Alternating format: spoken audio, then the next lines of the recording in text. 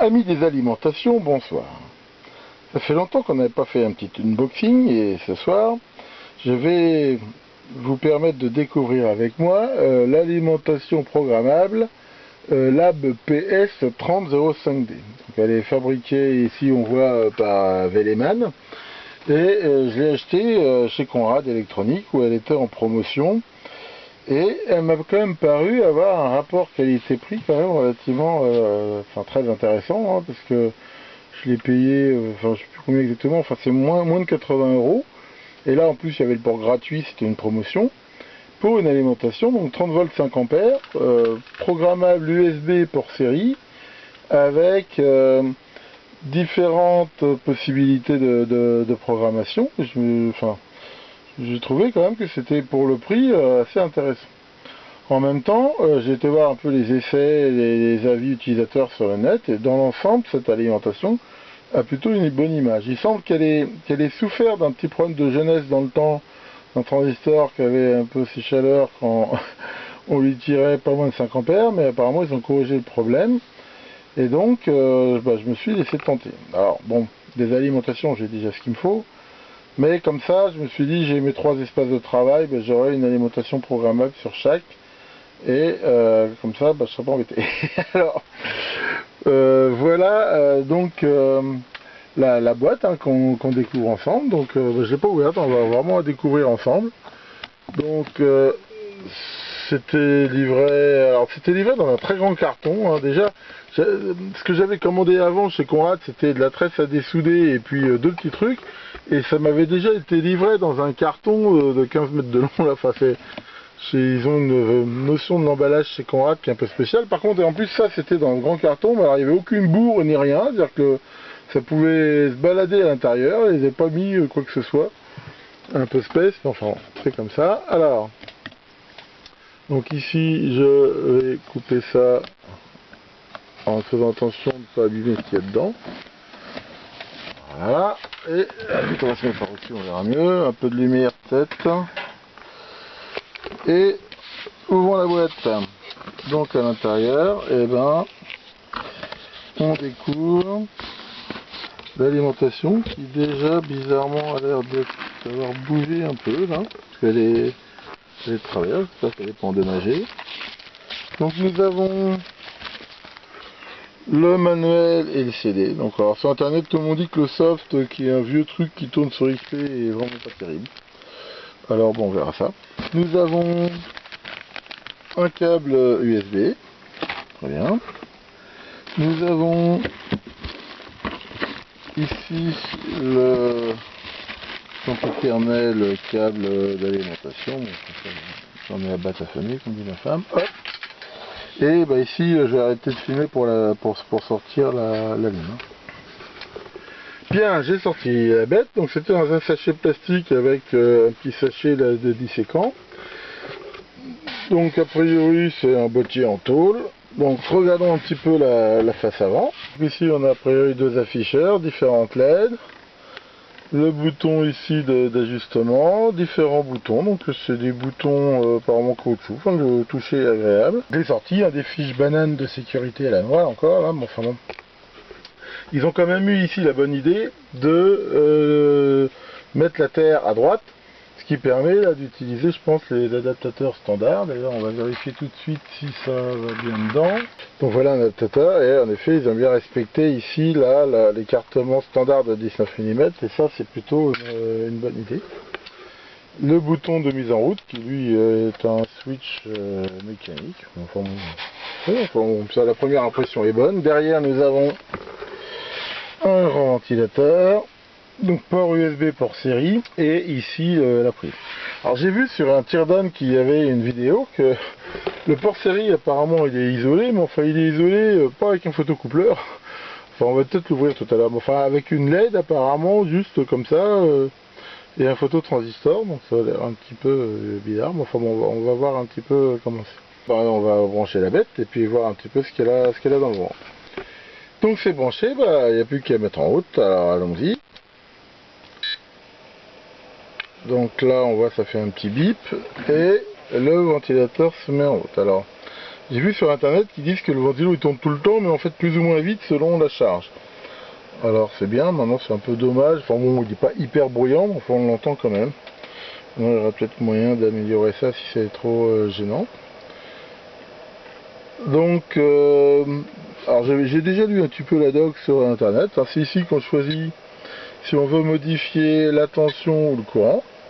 Les flèches ici permettent de choisir à quelle précision on veut le changer. Par exemple, là le courant max, si je le baisse à, voilà, ici à 1 ampère. Donc c'est vraiment très classique et très simple d'emploi. Et pareil ici pour la tension, on peut descendre. Donc, il y a un petit clic à chaque fois qu'on change le truc. Alors je sais qu'on peut le changer hein, si on veut ou pas le son.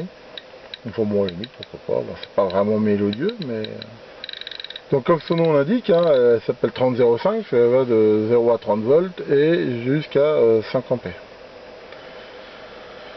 Elle a la possibilité de mémoriser jusqu'à 4 tensions. Alors en effet c'est bizarre parce qu'on voit qu'il y a 5 LED ici, qui est M1 à M5, et ici des boutons de M1 à M4. Alors je sais pas si c'est parce que c'est prévu qu'on puisse le faire par soft ou autre, ou si c'est simplement une petite erreur de conception.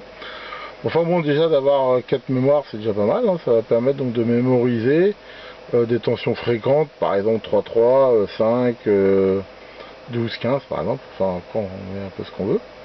Il y a possibilité ici, on voit de lock, une lock, en fait ça permet de verrouiller ou pas le clavier quand on, enfin, soit quand on la pilote à distance, mais même quand on l'utilise de façon locale, et ça c'est intéressant parce que ça évite de faire des fausses manips. Après il faut rester appuyé sur lock pendant un certain temps pour le déverrouiller. Ensuite, on voit qu'il y a OCP, OVP, en fait c'est Over Current Protection et Over Voltage Protection. Et ça va permettre en fait de fixer des limites qu'on ne veut pas dépasser. Par exemple, on sait qu'on travaille sur un circuit qui va dépasser 5 volts, on peut mettre le maximum à 5 volts, ce qui fait que dans les réglages, on ne risque pas par erreur de le dépasser. Et ici, on a tout bêtement si on veut ou pas la sortie. Alors là on retrouve quelque chose qu'on retrouve sur beaucoup d'Alim, c'est qu'en fait quand la sortie n'est pas en route, ce qu'on voit ici c'est affiché c'est le courant maximum, et quand on est en route, et on a le vrai courant, donc là il n'y a rien de branché dessus, on voit rien. Donc on voit ici CV ou CC, ça veut dire est-ce que on est en courant constant ou en voltage constant.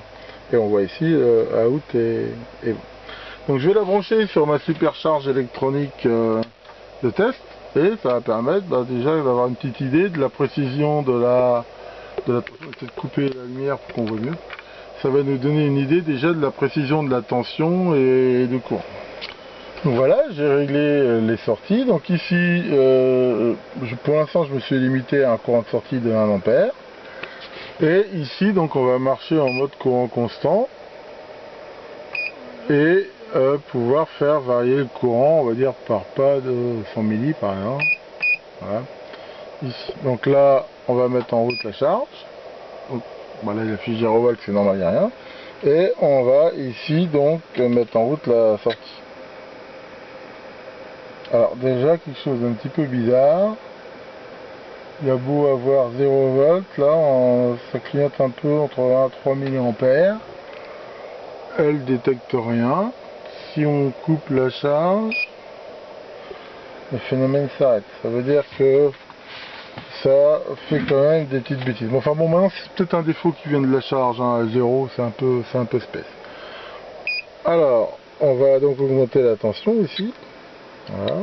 Donc si par exemple on va se mettre à 5 volts, là par le compte on voit que c'est assez précis, on a bien 5 volts. Donc si on continue à augmenter la tension, alors ça par contre c'est emmerdant, c'est-à-dire que le bouton devient inopérant au bout d'un certain temps. Il faut réappuyer dessus pour qu'il remarche. Bon, dans un sens, ça peut aussi éviter les fausses manips. Donc si par exemple là, je suis au maximum 31 volts, là on a 30,98. C'est, on va dire, c'est correct, hein, il n'y a rien à dire là-dessus. Là je suis à 26 volts, là ça fait 20 millivolts d'erreur. C'est encore acceptable, là voilà, 20 volts, 19,99. Et sur 15 par exemple, là je suis à 14,99. On va dire c'est tout à fait dans les tolérances. Alors maintenant on va un petit peu augmenter le courant, donc allons-y. Donc là par exemple je consomme 200 mA. Et ici elle annonce de 0,1. Donc 1 mA d'erreur, c'est aussi tout à fait acceptable. Donc là, si je continue à augmenter le courant, là 500 milli par exemple, là j'arrive à 900, et là bien sûr je vais arriver à 1 ampère. Et là, si je continue à augmenter, toc, on voit qu'elle passe bien en mode courant constant. Attention dégringole, et le courant est bien limité à 1 ampère. Donc ça fonctionne tout à fait correctement. Donc faut pas se plaindre. Alors on va les faire cracher un petit peu de puissance justement. Donc là je vais mettre le courant max au maximum justement. Allons-y, donc 5 ampères. Et on va voir si elle tient ses promesses de 5 ampères. Alors allons-y gaiement. Ici on va pouvoir donc ici augmenter la charge. Je vais augmenter ampère par ampère, donc là 2 ampères. On entend le ventilo nettement, enfin, dans le sens c'est bien d'avoir un ventilo proportionnel, donc là 3 ampères, 4 ampères, et là 5. Voilà, presque quoi. Donc là la limitation se met en courant. Mais c'est bon, ça tient la charge a priori, pas se plaindre. Et en plus, ça, on voit bien que le ventilateur répond bien en fonction de la charge, et puis ça c'est plutôt sympa quand même, que d'avoir un truc qui tourne toujours à fond les manettes, quoi. Bon, bah, la première impression est quand même plutôt bonne, c'est agréable, enfin, la manipulation est très simple, et bon, c'est pas la super méga qualité, mais enfin je veux dire, c'est pas... Pour le prix, je pense que c'est très bien. On va jeter un petit coup d'œil vite fait dedans pour avoir une idée de comment c'est fait. Donc voilà, j'ai ouvert le capot, ça lève très facilement, et elle divise de chaque côté. Et ici, donc on voit c'est plein de technologies à découpage. On voit qu'il y a ce gros transfo ici, là, qui est alimenté, qui a 2 sorties. Ici, enfin plusieurs sorties en fait. Ici une sortie qui sert probablement d'alimentation pour toute la logique. Les sorties avec les gros fils ici qui sont pour toute la partie puissance. Et ici un enroulement isolé. Alors ici c'est la bonne surprise hein, par rapport aux autres vidéos que j'ai vues sur le net. Manifestement ils ont amélioré la carte ici d'interface logique. On voit que c'est des vrais photocoupleurs, qui a carrément une carte avec un microcontrôleur, et ça explique en fait l'enroulement d'alimentation séparée. C'est ce qui veut dire qu'il y a vraiment une isolation galvanique, et ça c'est vraiment bien pour une aim de ce prix là. Ensuite on a ce ventilo, puis ce gros, toute cette grosse carte ici là, qui fait toute la partie puissance, et on retrouve ici tout en technologie CMS en fait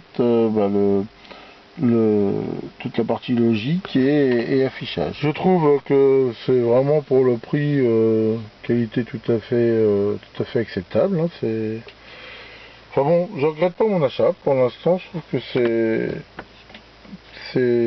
enfin je veux dire c'est même, enfin je m'attendais même un peu à pire que ça.